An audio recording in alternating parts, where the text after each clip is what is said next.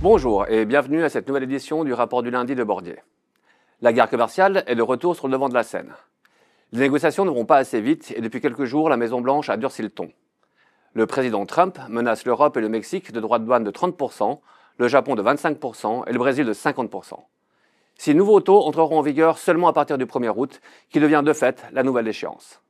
D'ici là, les négociations vont se poursuivre et le flux de nouvelles sur le sujet s'annonce important. La semaine dernière a été plutôt pauvre en statistiques économiques publiées. On signale néanmoins la publication de l'évolution des prix en Chine. Si les prix à la consommation sont à nouveau très légèrement en territoire positif en variation annuelle, ceux de la production se contractent encore plus.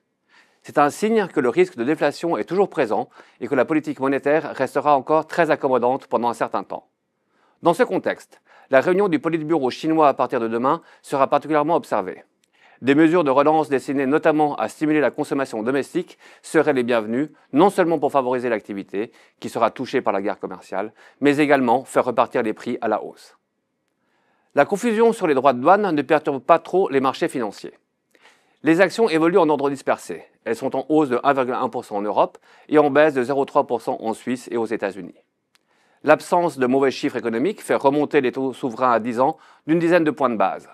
Dès lors, les prix des obligations reculent de 0,5% en dollars américains et de 0,9% en euros. L'indice du dollar s'apprécie de 0,7%, ce qui n'empêche pas l'or de rebondir de 1% sur la semaine. La semaine qui débute sera chargée en publications économiques. Aux États-Unis, nous aurons les chiffres d'inflation, ceux de la production industrielle, des ventes de détail et de la confiance des ménages. En zone euro, nous aurons la publication de la production industrielle et de la balance commerciale. Enfin, en Chine, nous aurons notamment la publication de la croissance du PIB au deuxième trimestre. Nous aimons la société allemande Heidelberg. La société dispose d'un bilan de qualité et d'une croissance des free cash flow importante.